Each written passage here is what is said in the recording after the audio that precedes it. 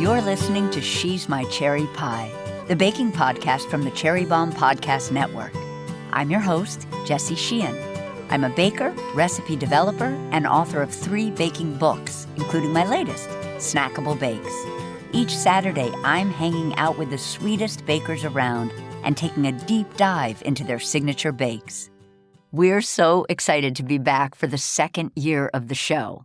Can you believe it? We launched She's My Cherry Pie around this time last year, and it's been a sweet ride ever since. I'm so excited to continue celebrating the best baked goods and for all of us to learn from the most talented bakers and pastry chefs around. I'm so happy to kick off our new season with today's guest, Hannah Ziskin. Hannah is a pastry chef and the co-owner of Quarter Sheets, the Los Angeles pizza place where folks line up for seasonal pies and for Hannah's desserts. The celebrated spot was named one of the best restaurants in Los Angeles by both the New York Times and the LA Times, and Hannah herself was named one of Food & Wine's best new chefs last year. Hannah joins me today to talk about her signature princess cakes. She made a princess cake for our live podcast event in LA last year, and I was thrilled to try a slice, as you can imagine. If you're new to the princess cake, no worries. Hannah will be here in just a minute to tell us all about them and how you can make one of those pretty pastel layer cakes at home. Stay tuned for my chat with Hannah. Thank you to Plugra Premium European Style Butter for supporting today's show. As some of you know, I've been a big fan of Plugra for some time now and was introduced to it at my very first bakery job when I was just a newbie baker. Fast forward to today, I'm a professional baker, cookbook author, and recipe developer, and I continue to rely on Plugra for all my baking needs. My fridge is always stocked with Plugra sticks and solids. I especially love that Plugra contains 82% butter fat. The higher butter fat content means less moisture and more fat, and as bakers know, fat equals flavor. Plugra butter is also slow churned, making it more pliable and easy to work with. I do a lot of baking this time of year for work and for myself and my family. Comfy bakes like my pistachio chocolate anytime buns and cinnamon sugar buttermilk donut holes, and I always reach for Plugra unsalted butter. I've also been making a lot of yeasted breads lately, and I love the buttery flavor Plugra adds to my dough. Plugra Premium European Style Butter is the perfect choice from professional kitchens to your home kitchen. Ask for Plugra at your favorite grocery store or visit Plugra.com for a store locator and recipes. Let's check in with today's guest. Hannah, so excited to have you on She's My Cherry Pie and to talk princess cakes with you and so much more. Hi, I'm so excited to be here. Yay! As one of Food & Wine's best chefs of 2023, it's pretty clear that you have a truly unique and incredibly exciting dessert style. But I think there are like 2 spots where you landed early on in your career that greatly influenced that style. Chez Panisse in Berkeley and Rip Bar Tartine in San Francisco. So first, can you tell us about like that college paper that you wrote about Chez Panisse and Alice? And then I think you wrote a letter and that was sort of your entryway into an internship there? Yes. So I was at Berkeley. I'm an English major. I finished all my college credits and just for fun took a urban agriculture class, which was literally the garden was around the corner from Chez Panisse. And I was just kind of starting to get into, I don't know, just like deepening my knowledge of food, I guess. I've always been a host, a server, working in the front. And then I was like, wait a minute, this restaurant's right there. I can do this. I can write a nice letter and I can study for this audition, which is essentially what it was. So I wrote a letter to Mia Ponce, who was the pastry chef at the time. I have no culinary experience. I'm really interested. Can I come and stage for a day? I don't even know where I learned the word stage. I know, right? I'm very impressed. Where does it come from? I went in, but before I went in, I studied the menu for weeks because they post their menu every day. And I was like, okay, what am I most likely to get asked to do so I can show up and show off and be present? And it was citrus everywhere because it was February when I tried out. So it was citrus. I was like, okay, they're going to make me peel the citrus. Watched YouTube video after YouTube video, practicing my supreming, and then went in, had my knife sharpened. They assigned me citrus, cut it, go to cut my first orange, and she's like, your knife is dull. And I was like, oh. But it's okay, because she gave me her beautiful sharp knife. My knife is still dull to this day. Welcome to pastry.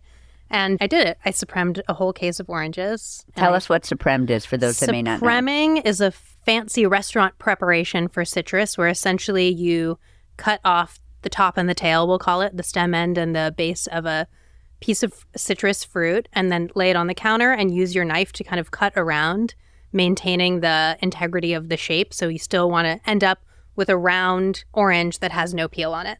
And then from there, you cut each segment individually. So perfect, no pith, no peel, little delicate segment of fruit. I always eat the bodies after. So you cut all of the segments out, and then you have this delicious, pulpy, juicy interior, which is a chef's snack. What would you say that your experience in Chez Panisse, let's say, and in some ways it's kind of obvious because Alice is so Alice, but what would you say working there contributed to your style since it was in its infancy? Yeah, I mean, for me, working at Chez Panisse was essentially free culinary school. It was work trade is what I considered it. And I literally learned the basics of every single thing. So my job was to set up, essentially to mise out, which means to like prepare kits, weigh everything out in advance. And then the pastry production cooks would come in and use my kits to make the pastries. So you kind of understand scaling, the sizes, batching, and you know that you have to measure perfectly because someone else is making it from your weights. And it can be stressful. And I definitely messed up a few times. But I think the very most important thing I did there was sort fruit endlessly. So Chez Panisse gets, obviously, the best fruit in the world. They have first access to all of this fruit as it's in season. And, you know, I know what an orange is. I knew what a tangerine was. But it was like the varietals that I saw and encountered there were completely new to me. I'd never seen a Caracara orange before, which is this beautiful pink-fleshed orange that apparently is a cross between a grapefruit and an orange, my favorite. Pixie tangerines, you know, perfect, juicy dates, when all I'd been exposed to was like the hard pucks from Trader Joe's, no offense, Trader Joe's. And it was that, like going through, we'd have cases of peaches, for instance, and every morning when I got there, I would sort through those peach cases, picking out the ripe ones and moving those into the walk-in, and then leaving the ones to ripen another day, but you have to do it every day. It's so important. So you're hitting everything at its peak ripeness. And so now, to this day, I'm a perfectionist in that way about those things. Nothing drives me crazier than seeing a case of underripe peaches in the walk-in. I mean, we don't have a walk-in, but in other restaurants. And I'm just like, these need to be out. Yeah. And I'm like fighting with everyone. I keep taking them out. They keep putting them back in. I'm like, no, they need time. You also worked at Bar Tartine in San Francisco, as well as other fabulous places in San Francisco. And I have never heard this before, and maybe, well, you'll tell me if it's true, but that there was a ban on chocolate, white sugar, and vanilla extract. So I have two questions. First, like a literal ban. And second, what did the ban help you kind of realize about your dessert style, where your dessert trajectory might take you? Definitely. Working at Bar Tartine, I worked for Courtney Burns, who's a culinary mastermind. She's like so creative, and she is a chef, and then she also was the pastry chef at this restaurant, but she's a chef first. And so I've always loved working with savory chefs. I think it's a really different perspective. I find myself often raiding the pantries of the savory team at every place I've worked because I'm interested in what they have cooking over there. You know, what can I use and incorporate? And so Courtney had a really interesting perspective on what pastry could be. She really was sensitive to highly sweet things. And I think she thought, and I don't always agree, but sometimes I agree, that people fall back on those flavors too often and like kind of chocolate overuse and them. vanilla. I mean, if like chocolates, listen, I use chocolate and vanilla all the time. Vanilla ice cream is my favorite flavor of ice cream because it features the vanilla, but sort of haphazardly throwing vanilla extract into something where maybe you could use something that would emphasize the flavor profile of that dish better than vanilla, or where vanilla is just going to get lost. So the ban was more Courtney's kind of loose idea about what she wanted, or did she literally say, I really want this kitchen to be about? It wasn't like a ban. We used sugar. Yes, like we had it and we had to use it, but we didn't have chocolate really at all in there. Sometimes we would bring it in for like certain projects, but she was interested in exploring carob instead, which is not my personal favorite now, but it was really interesting, and trying to rewrite recipes that rely on chocolate for the structure of the dish using carob, which doesn't have that same structure. So it was interesting. There was some science going on, you know? And I think what was interesting about Chez Panisse and Bar Tartine is they both have this sort of old world style of cooking. Chez Panisse is literally old world, new California cuisine, but they really stuck to that. And Courtney, I think, was a little more willing to kind of bend the rules of this old world cuisine And she also taught me things like using citric acid and malic acid, which are my favorites. I use them all the time because you can add those two powders. They're tart powders. Citric is like lemon powder essentially, but without that flavor. So you can add these powders to things to acidify the product without diluting it by adding liquid. So you've described your dessert style, which I love this so much, as intellectual comfort food desserts. Can you unpack that? I mean, we've sort of talked about the influences that led to that, but I love the idea of this, like, it's comforting, but it's like a little brainy and nerdy at the same time. Yeah, I think that desserts inhabit a place on a menu. No matter how you try to fight with this place, they're about nostalgia and comfort and joy. And sometimes I think you can go a little too far outside the box and you kind of strip that joy, if that makes sense. People I know, I want, when I'm eating dessert, to feel cozy. And even if that's a tart dessert, you can still feel cozy. But I think that there's this middle ground that I try to hit between going so far outside the box and also just only relying on nostalgia, where it can still feel comforting and cozy and taste delicious, but make you think about it a little bit more. I feel like I owe that to Courtney, this idea of layering flavors within a dessert. So when I'm thinking about a cake, there are times when I want a lemon cake or something, but I'm like, how can I use the lemon in every different capacity of this? A candied peel, maybe one of the layers of filling is a lemon peel infused dairy-based custard, and the other layer of filling is a lemon curd. So you have like the juice, the infusion, the peel, all of those things, and maybe finishing it with lemon agrumato, which is a lemon-infused olive oil. And then it's not just a lemon cake, it's like every piece of the lemon cake, and it really deepens the flavor and the experience of that thing. Now I want to talk about Quarter Sheets, which is a laid-back, low-key pizza and cake restaurant that you run in Los Angeles with your life and professional partner, Erin Lindell. And it began as a pop-up during the pandemic from your porch. It's now a brick and mortar. And I love how you described the concept as being like a kid's birthday party with pizza and cake and quarter sheet pans. Erin makes his pizzas, and you do these brick-shaped cakes known as slabs. Menu staple with rotating seasonal fillings. Can you please describe the ideal slab? The ideal, okay, so again, I'm like very seasonally influenced, but I do have my special favorites. I've been doing this for 3 years now, and I've repeated this flavor 3 years in a row. There's this beautiful fruit, quince, that only shows up for about a month and a half in the fall. It's kind of like a mix of an apple and a pear with this insane aroma, but you have to slow roast this quince. And as you're cooking it, again, just like total sensory experience, you cook it in a spiced wine, and the color of the quince deepens and changes as it poaches.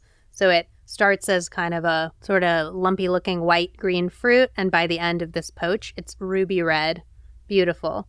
So we take that quince and we puree half of it, turn it into quince butter, and then finely dice other pieces of quince, spread that between the cake layers with a tangy citric acid enhanced, wink wink, mousse, cream cheese mousse, and then finish with pomegranate seeds. We spice the chiffon cake with sort of some unexpected spices. We use coriander, cardamom, kind of staying away from classic cinnamon, ginger. Not that I dislike those, just something else. And it's so good. It's like sweet, tart, the chewy texture of the quince in between the layers. It's fabulous. We'll be right back. Today's episode is presented by California prunes, the best kind of prunes out there. I'm a big fan of California prunes for 2 reasons. They're a great addition to your pantry when it comes to smart snacking and baking. California prunes are good for your gut, your heart, and even your bones. They contain dietary fiber and other nutrients to support good gut health and vitamin K, copper, and antioxidants to support healthy bones. I've started making myself a daily smoothie, which is a great vehicle for incorporating healthy foods into your diet. One of my favorite combinations right now is blueberries and kale with some prunes added for natural sweetness and depth of flavor. When it comes to baking, you can use California prune puree to replace some of the sugar, eggs, or fat in a recipe. It's super easy to whip up. Just blend prunes and water together, and voila! You can also add California prunes to any treat that calls for dried fruit, like bread, scones, cakes, and cookies. Prunes pair well with ingredients like chocolate, caramel, honey, coffee, even chilies. They also add sweetness and depth to savory recipes like chicken marbella, sauces, or stews. For recipe ideas and more, be sure to check out the California Prunes website at californiaprunes.org. Happy baking and happy snacking. I've got great news, listeners. Jubilee 2024 is taking place Saturday, April 20th at Center 415 in Manhattan, and tickets are on sale now. Jubilee is the largest gathering of women and culinary creatives in the food and drink space in the U.S. It's a beautiful day of conversation and connection, and I hope to see you there. You can learn more and snag tickets at cherrybomb.com. Now back to our guest. Now I want to talk about princess cake. So I know you're not a huge dessert person. You almost never order dessert, but you do hold the space for a princess cake. And you've been a princess cake lover since you were little. Always had it on your birthdays. And even I think Aaron buys it for you on your birthday now. He does, yeah. Oh, I love him. For those that don't know, can you describe what a princess cake is? Yes. A princess cake, country of origin, Sweden, classic Swedish dessert. Essentially, it's 3 layers of light chiffon cake. The fillings are raspberry jam, a vanilla pastry cream, custard, and whipped cream. And then the whole thing is covered in traditionally green marzipan, which is an almond paste that people sometimes mistake as fondant, but is not fondant. Very important. And you've said it's the perfect cake because it's just in balance. Just in balance. It's tart, it's sweet, it's light. You can finish the whole slice without feeling weighed down. And when I started building cakes, I hadn't built the princess cake. That was not the first one I did, even though it's my favorite cake and the only cake I ever asked for. I started building some other custard-based cakes and then happened upon a slice of princess cake in my life, and I was eating it, and I realized that I'd kind of been making that anyway, because that's the way I build my cakes now, with creamy fillings, not a lot of buttercream, if any at all, whipped cream, tart flavors. And I was like, oh, I'm just making different versions of princess cake, and now I know how to make cake. I'm going to make the princess cake. So this cake takes a couple of days. So on day 1, we're going to make our cake. We're going to make our pastry cream, which will also become our diplomat cream. And we're going to make our sweet milk soaker, which is such a cute name. I love soaker. And jam. So we're going to make an olive oil chiffon cake. I'm going to just flag, just for the listeners, how each element in this cake has the Hannah kind of like touch. For instance, this olive oil chiffon is made with olive oil because it reads a tad more savory than if it was a chiffon without olive oil. Yeah. So I love that. A nice little grassy note in the back. I love that. So we're going to whisk together some all-purpose flour, some baking powder, and salt. And are we talking kosher salt? Always kosher salt. I just never use anything else. Same. Go to my mom's house. She has the iodized salt. I'm like, no, I don't know how to use this. We use a balloon whisk for chiffon cakes. I find it's easier to fold gently with a whisk, actually, than with a spatula.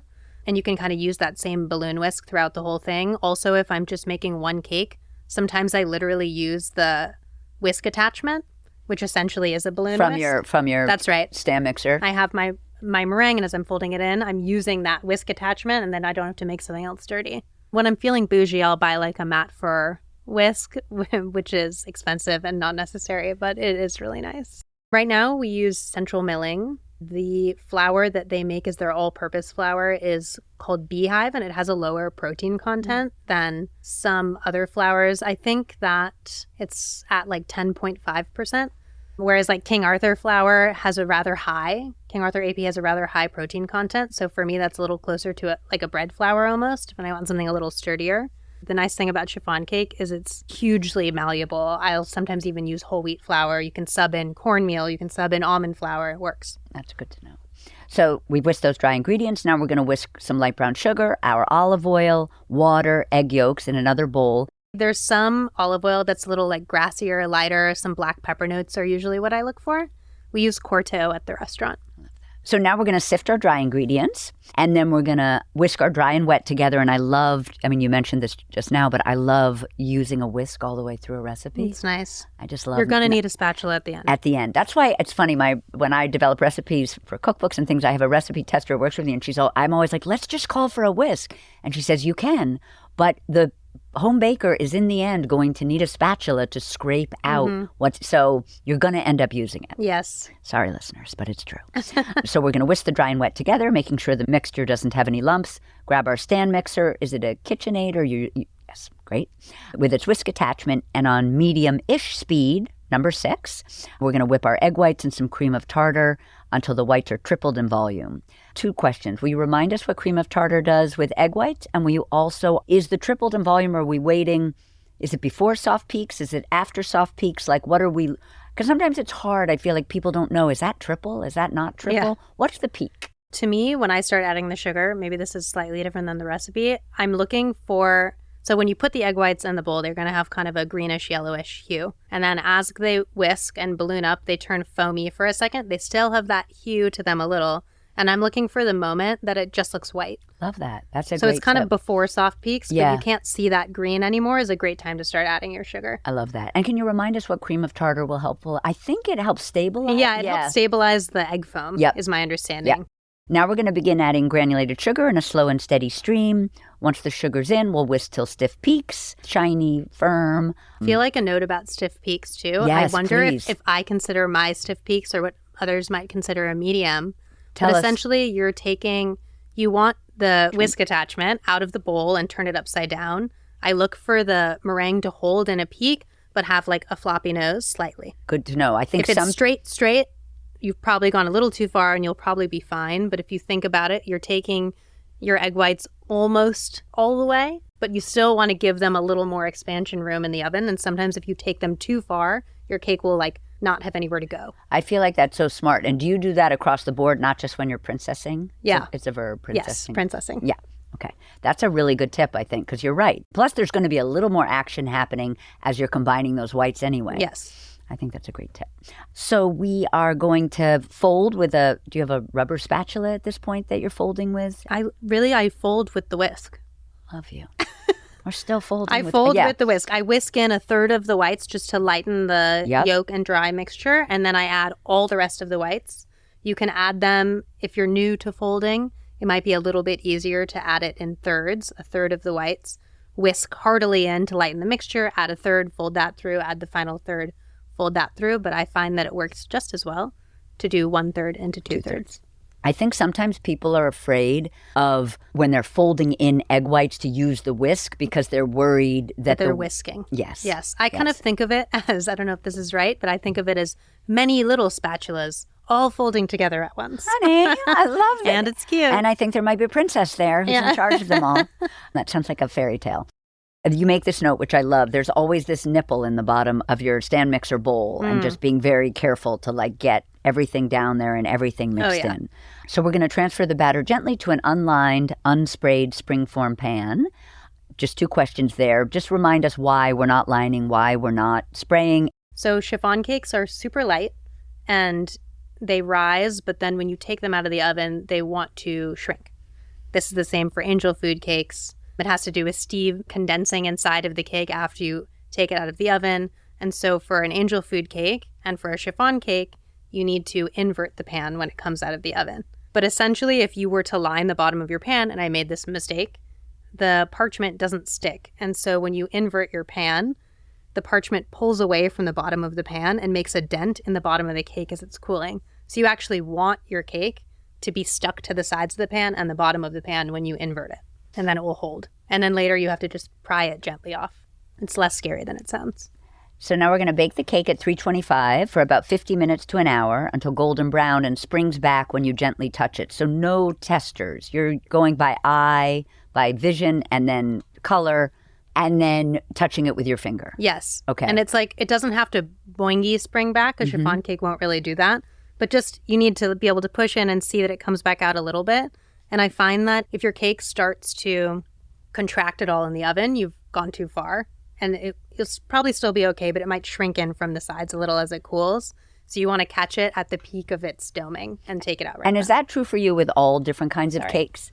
Would you never use a cake tester? No, I do. I just don't with chiffon cakes because maybe it's superstition I have, but I feel they don't like to be really touched or looked at. They're private. But a carrot cake, I'm cake testing that all day. Yeah. And also carrot cakes are like a little, they're wet. So Yes. you like need to be sure that the interior is cooked. Whereas chiffon is like all the visual cues on the outside that's telling you everything you need to know. Oh, that's so interesting. So now we take it out of the oven, and this is a great tip. But we're going to drop it onto the counter from about 6 inches up to set the structure of the cake so it won't sink as it cools. And you say that it feels counterintuitive, but it totally works. And you say it's good for chiffons baked in sheet trays, which would be your slabs. Tell us how you discovered this. What would happen if we didn't do it? Like, it's such a... And could we do it for all cakes?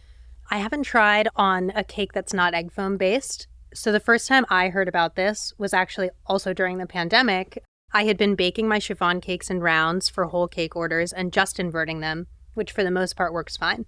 But sometimes you get a real finicky one who wants to suck in, even though you've done everything right. Or I guess you probably haven't done everything right, but it felt like you did. And then I started building the slab cakes. So for the chiffons and the pans, because they're small and you can get them off the bottom, you don't need to line them. But for a sheet cake, you have to line the pan. And so the first time I did it, I lined the pan, got the cake in the oven, everything looked normal, and then I was going to take it out, and I was like, oh, I can't invert this. I can't do it. It's going to fall out of the pan. And so it sunk a bunch, and I had to kind of mess with my batter ratios, knowing that it was going to sink to get the final volume that I wanted. So I was kind of looking for a solution to this, and I happened to be subscribing to a newsletter from Nicola Lamb, who writes a newsletter. She's British, a wonderful newsletter, lots of deep dives into different baking projects. And she had interviewed a Japanese pastry chef who is known for super light chiffon cakes. And she said she drops this cake pan and it shocks the cell walls, keeps it from sinking. And I read that and I was like, not so worried about my round cakes, which were working out. But I was like, oh, this is the solution. Like, it's going to work. So I took my sheet out of the oven, smacked it on the counter, which you've worked so hard to get there and you are sure it's going to destroy it. And it didn't sink. It just stays exactly where you left it. You don't have to invert it. It's amazing. Wow. And so for chiffons baked in sheet trays, like, that's the secret. Right. In my opinion. And it's funny, whenever I hire someone new, they're like, what do you want me to do? And I'm like, just do it. Do it. They're like, no, I can't do that. I'm like, do it. And you're not talking like a 9x13. You're talking like a half sheet or a quarter sheet. Half sheet or a quarter sheet. But with the short 2-inch sides, because you're making a chiffon. Yeah. Yes, I think and it's like 2-inch three layers Yes. in the cake. And so the perfect bake for those is if it, I mean, listen, it will sink still a tiny bit, but it's a dramatic difference between slamming it and not slamming it. Incredible. And now it's like a whole thing at the restaurant. We like scare everyone every day because we pull all our cake layers out and you have to make a lot of noise. Yeah, I love.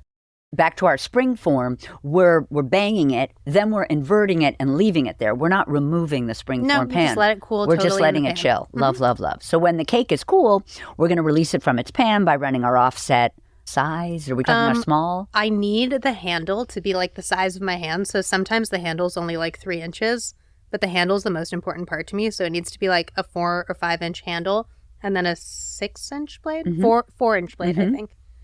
And we use that. We use our offset to go around the outside of the cake tin, release the sides, and then use the offset to gently peel or remove the bottom of the spring form, which sounds scary to me. I don't know why. What I often do is I'll kind of hold the cake upside down. I feel like I just have learned that I can manhandle the cakes, and they're like, for the most part, okay. You can't be, it's kind of like pie dough, I feel like, where it can sense your fear. You have to be the boss of it. You have to be the boss. Yes, 100%. Show the cake who is boss. 100%. And so I kind of will hold it upside down, and if you can release like one edge of the cake, then usually you can literally just pull it off. Love. So now we wrap in plastic wrap, keep it room temp to use later the same day or the next day. We're going to make our vanilla bean pastry cream, and this is another little like Hannah tweak. You make it as salty as you want. Like you want it to have flavor, which I love. I'm a Salt is my favorite pastry ingredient. So we're going to hydrate our gelatin. We're going to put a little water in a small bowl, add our powdered gelatin, stir with a little whisk. I love that you want like a little whisk here, or your fingers, which I love even more. Me too. I love fingers as tool. Actually, yeah, like salt is my favorite pastry ingredient, and my hands are my favorite pastry tools. Does pastry cream always have gelatin?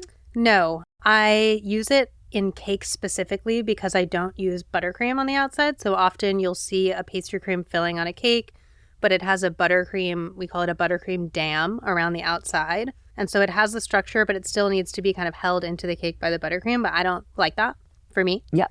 And so instead I just added just enough gelatin so that the custard layer can hold. And then if you are adding buttercream, it's just on the outside. Yep.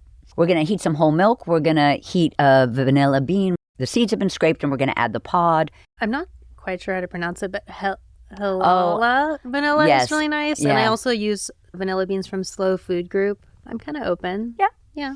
So we have our whole milk, we have our vanilla bean, we have our kosher salt in a pot, bring to steam point, so the mixture's steaming, stirring occasionally with a spatula.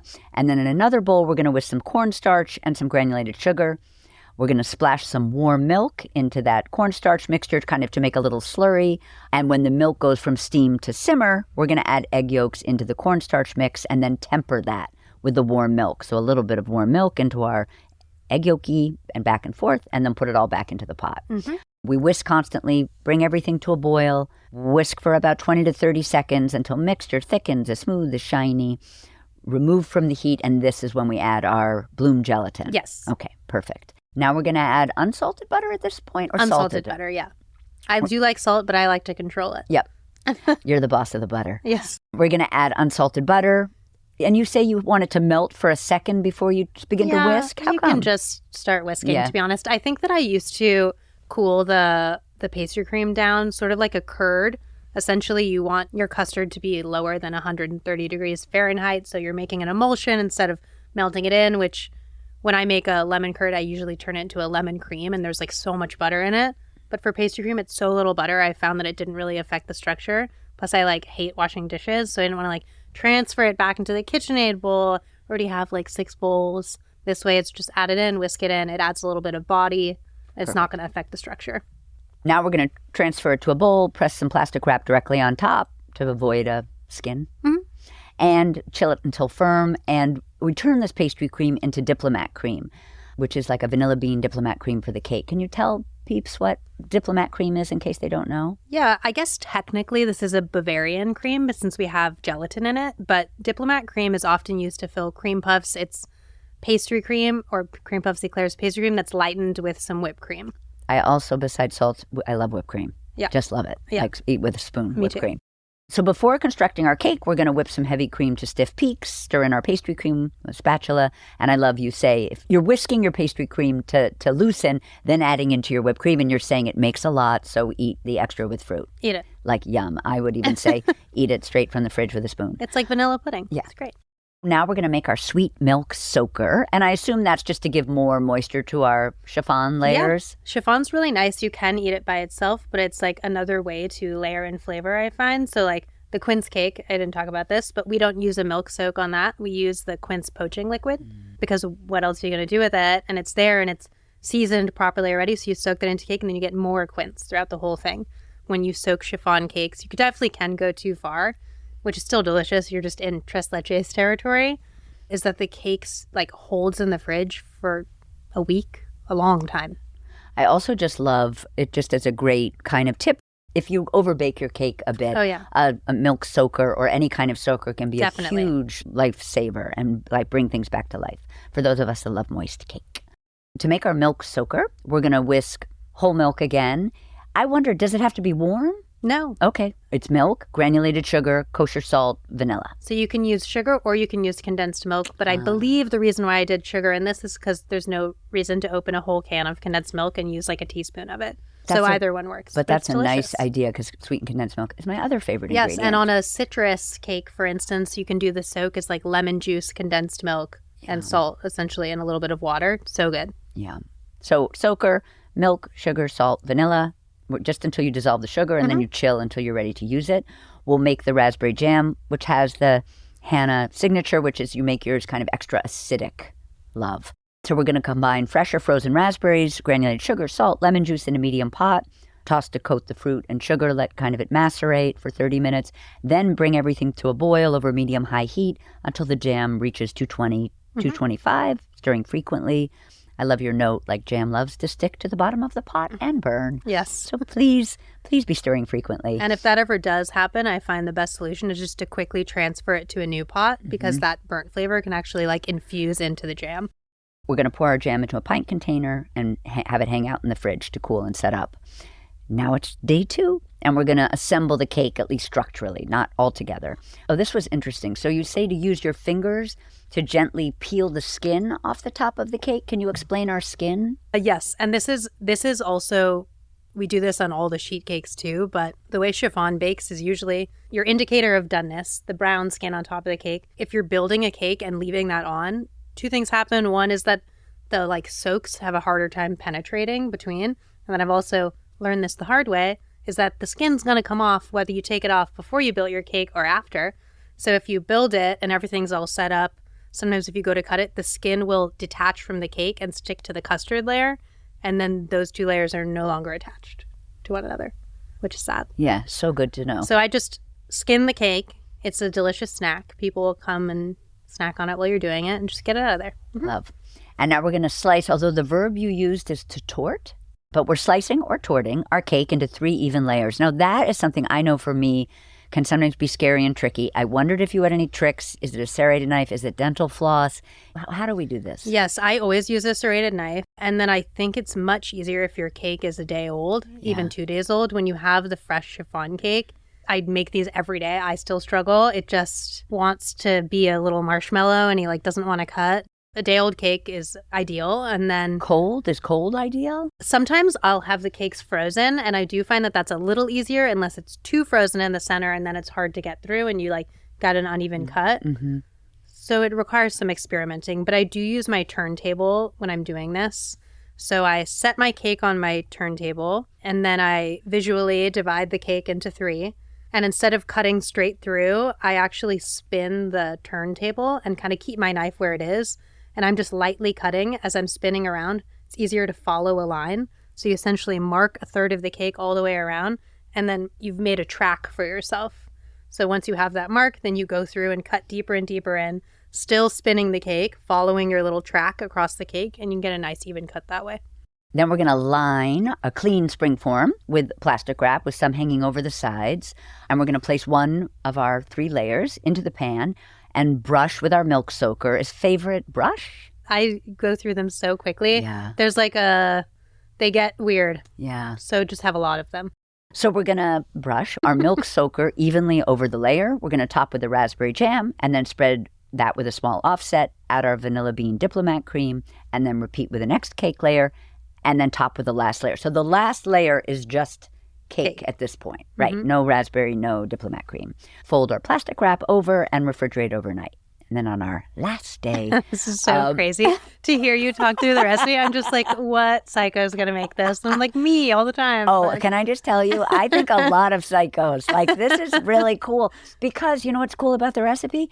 None of it's hard. No, it's just your steps. Jam is not tricky. Your diplomat, not that people are scared of pastry cream, but if they are, that's not tricky. None is tricky. It just, in the end, with all these kinds of cakes, like talking to Natasha about the cakes she makes, or talking to Caroline Schiff about her baked Alaska, or these cakes take a long time because there are a lot of components, and we need to stick. I want to use a curse word, peeps, but I promise I won't. We have to stick our stuff into the fridge constantly. Definitely. Yeah. And it's you just have your mise en place ready. It's kind of like cooking an elaborate dinner. You have everything cut and ready to go, and then you just cook it. Also, it's not my jam because I'm not really a project baker, but people love a project. Yes. And this is an easy project. It's just one that takes a couple days. That's right. So, day 3, we're going to make some whipped mascarpone. We're going to combine mascarpone, heavy cream, powdered sugar, kosher salt. I wonder, does the mascarpone need to be room temp? I use it cold. You use it cold. Mm-hmm. And it doesn't get when you make a cream cheese frosting or you do something with cream cheese and it gets lumpy mascarpone? Not the one we use. So we're making giant batches of this, but what I'll usually do is add half the cream first, half the cream and all the mascarpone, and that loosens the mascarpone a little, and then you add the second half of the cream once your chunks are all out. But if you put the mascarpone into the KitchenAid with all the mascarpone, all the cream, it flings it around and makes a really big mess. Yeah. So that's a secret detail I didn't include. Yeah. And also, I hate cleaning up. I hate cleaning up. So I don't want to make a mess. No. So mascarpone, heavy cream, sugar, salt, whipped to stiff peaks. Now we're going to make marzipan, which is so cool. And again, the kind of Hannah tweak is to make it a little saltier than maybe other well, other one folks. Trick pony, what can I say? I know. I just think that baking, I season the way I season everything else. It's just better. We're going to make some marzipan a little bit on the salty side. We're going to buzz superfine almond flour in our food processor with powdered sugar and kosher salt. I think I know the answer to this. But so the superfine, we're buzzing it, but it came superfine. You're buying it as a super, like, I guess there's more of a grittier. There is. And something I learned the hard way is that the brand does matter. So what do you suggest? I use Bob's Superfine when I'm doing this at home. And when I'm at work, we use the Mandolin brand Superfine almond flour. Mm-hmm. But I don't know, I picked up something from like generic brand Whole Foods almond flour. And I didn't really think about it. I was like, why is my marzipan ripping? Over and over. I like wanted to cry. And Aaron's like, maybe it's because you like bought this other type. And I'm like, oh. You're like, that's why I hang out with you. That's why. We're buzzing superfine almond flour. It's more just a way to incorporate it. You're not really trying to break it down anymore. Right. But just so you have the cohesive mixture of powdered sugar, salt. At this point in the food processor. Yeah, I just do everything in the food processor. Yep. So we're in the food processor. We're bringing all of these ingredients together. And you also said you can do it by hand in a metal bowl. You can. If you were doing that, are you whisking it? You're like kneading it. Kneading it. You're probably whisking it together, the dries, and then adding in the egg white, almond extract, food coloring. Please wear gloves. Yep. Hello. Because it's really hard to get out of your cuticles. So now we're going to add that egg white, almond extract, food coloring. I know you love Color Mill. Yes. They're wonderful oil-based food colorings, and the colors are just really vibrant, beautiful. I love that. And I know yours is always pale green. I actually didn't know that a traditional princess cake is pale green. Yes. So we have our pale green, which I imagine is just a couple of drops of, if that. Yeah. I'd say less is more. Yes. I think that food coloring becomes, the slime green monster faster than you think it will. Totally. We're going to process our marzipan until it comes together in a cohesive mass, turn it out onto our countertop dusted with powdered sugar, and knead a few times to bring together. And we're going to build our cake. So we're going to re-whip our mascarpone in case we're not still at stiff peaks. And while the cream whips, we're going to remove the cake from the fridge, invert the cake onto a serving platter, cake board. When you say cake board, are you talking just like a cardboard round? So this is like your final presentation. Right. So you want to put it on your serving plate. Yes, on your serving plate or on like one of those gold ruffly Exactly. boards. That's what I was thinking. So then you could transfer it. So I buy my cake boards from Cake Boards and More, owned by a woman named Sue Bloom, who lives in Mississippi. And I order all my cake boards from her. And they're essentially a food-safe foam core. Oh, love. Plain white. Yeah. Matte. Sue. Yeah. Hi, Sue. Hey, Sue. Thank you. Yeah, right? Sue for the cake board win. So now we're going to unlatch our spring form, remove our cake pan, remove our plastic wrap. And this is interesting. We're going to make a dome shape by lightly pressing down on the edge of the top layer of the cake so it has more of a half moon appearance versus a flat top. And you said this will make the frosting of the cake easier. So does that mean like the cake is almost super malleable at this point so that we can almost it's like pretty clay? It's like soaked and you can definitely like mush it a little. So I've done it in a few different ways. I've built the cake when you're building the spring form originally. I just thought this was a little harder for the recipe, but I will divulge. Yeah. But when you add that top layer of cake after your second layer of diplomat, when I put it in, I'll kind of push it down on the edges so it's already in that dome shape. And then when I'm unmolding the cake the next day, I flip it out and then flip it back. So the bottom stays the bottom. I got you. Yeah. But if you don't want to do that or feel it feels dangerous and risky, then yes, you can either just kind of push down on the edges and it'll hold. You could also take a little sharp serrated knife and just carve away a little. Or you could do none of those things. And keep it flat? And I mean, you're going to build a dome with your cream anyway. So I just sometimes, like, if the cake is too pokey outy, it can, like, show in your marzipan, and that bothers my brain. You're perfectionist. Yeah. I don't like that. Okay, that's great. Yeah, because I actually kind of love the idea of, like, there's tons of cream on the top of it. Like, make sure you have a top And piece. you will. And, like, no matter what you're doing with the cake, there's always going to be, like, a bunch of cream on top. So when you cut in, you, like, see that dome. So then we're going to dollop our whipped mascarpone cream on top of the cake using an offset spatula to kind of make that dome shape on top, kind of piling it up, building the dome with the cream. And then we're going to push some cream down onto the sides of the cake. Are we like almost crumb coating it in cream? Like a little heavier than that. Okay. Because the cake is soaked and held by all those things, you're really not going to have very many crumbs. Plus this whole thing is covered by marzipan anyway. So I don't like a super thick layer of cream on the sides, but it should be a little bit. A little bit. So that you don't want it's not like translucent, but Right. it's something your marzipan to stick to. Exactly. You can't put your marzipan straight on the cake. But it looks weird if you cut it and there's like no cream in between. So Yeah. you want to see it like a 16th of an inch.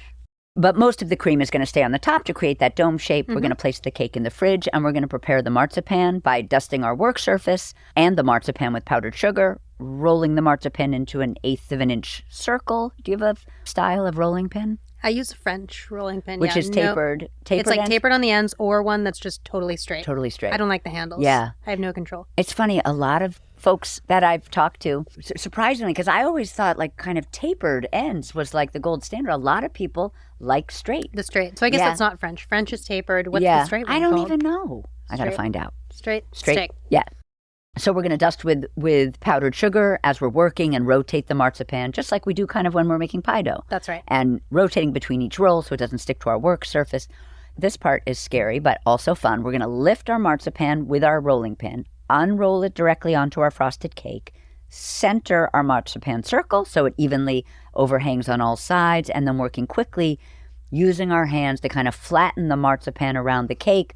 But this is a really good tip. We're lifting the pleats outward, not down. Yeah, I find that it wants to tear. You know, like you just have to be gentle. Yeah. And so when you lift out and sort of stretch, you don't stretch it, but you lift it out so that the pleats flatten. Yeah. And you can kind of go back in and flatten them more with your fingers, just really gently. Right, because it's, in the end, the marzipan circle is kind of hanging off now on our counter. So we're kind of working to smooth things out, and we have a little leeway because it sort of looks like a silly hat for a while. Yeah. It's tough, though. I won't lie. That's like definitely the most difficult stage. What I will say is that you have cream underneath, and if your marzipan tears or it goes horribly wrong, you can lift it off, remold your cream, and try again.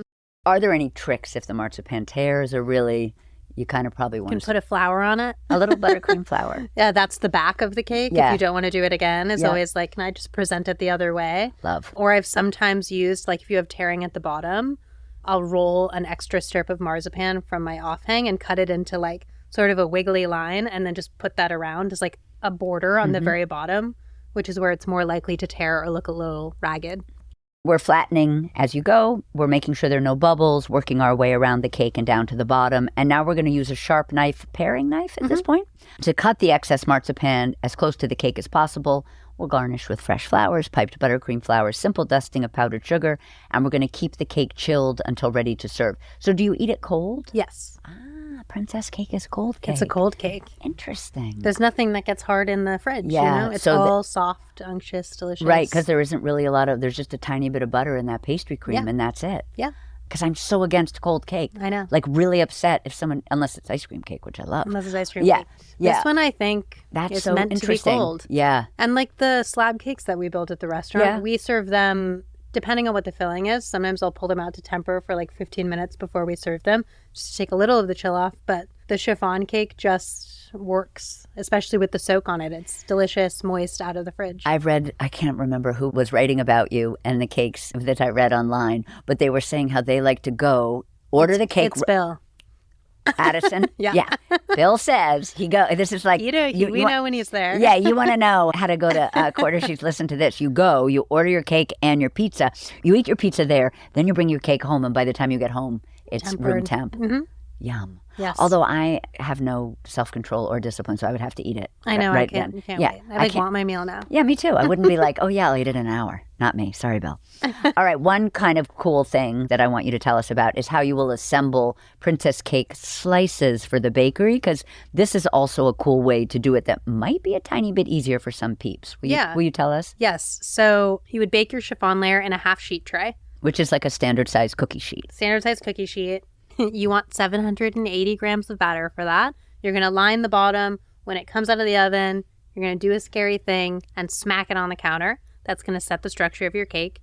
And then essentially, I guess if I was we bake 3 half sheets and build a full half sheet cake and then cut those into individual cakes. I suppose if I was building one very big princess cake that I wanted for slicing, I would take a half sheet and orient it. Your half sheet of cake, you'd orient it short side towards you and then cut that into 3 long strips. Then you have your 3 cake layers and you're just going to build straight up from there. I've actually never written this. I'm like thinking it through in real time as we're going. What I would do is line a loaf pan or a Pullman pan with the beautiful straight sides and build your cake up in that 3 layers exactly the same way. Invert it out, and then when you're doing your whipped cream, you're going to create like a dome. So if you're looking at the cake like it's a hot dog, I always use hot dog hamburger, and I just think it makes sense, like short or long, whatever. Anyway, hot dog cake. You're going to dome the cream over, so it's one long tube. It almost looks like a bûche de Noël, and that's a pretty easy action. So you pile your cream lengthwise up on the cake and then just kind of drag it down onto the sides. I find it helps to move your body a little bit, as I'm doing right now. And then when you roll your marzipan to cover it, you're essentially just rolling a square, which is much easier. It requires no pulling, teasing out of crinkles. You roll a square of marzipan, cut it to the length of your tube, and then just flop it over the top, push the sides on, and trim the edges. It's really easy. And you mentioned it's nice you can keep the ends open, raw, whatever the expression would be, not covered, just like with a bûche. Yes. And that's just a brilliant way, folks, like if you love the idea of princess cake, but maybe you're a little bit scared of the shape that Hannah and I discussed, and also just a beautiful way to do it if you wanted to just slice it up and give it to people. And it's not so much the presentation of, oh my God, look at this big, round, gorgeous dome. Yes. And when we serve them as whole cakes out of the pizza shop, I will usually trim the 2 end pieces off and use those as slices, because the very end when you're building isn't the most beautiful, but when you cut in even just like an inch on each side, you have those beautiful, perfect, even layers are exposed. And it's almost like more showstoppy, I think, to be able to see those layers on the outside. I love that. Thank you so much for chatting with me today, Hannah. And I just want to say that you are my cherry pie. Oh, thanks. I had so much fun. That's it for today's show. Thank you to Plugra Premium European Style Butter and California Prunes for their support. Don't forget to subscribe to She's My Cherry Pie on Apple Podcasts, Spotify, or wherever you listen, and tell your baking buddies about us. She's My Cherry Pie is a production of the Cherry Bomb Podcast Network and is recorded at CityVox Studio in Manhattan. Our producers are Kerry Diamond and Catherine Baker. Our associate producer is Jenna Sadhu, and our editorial assistant is Londyn Crenshaw. Thank you so much for listening to She's My Cherry Pie, and happy baking.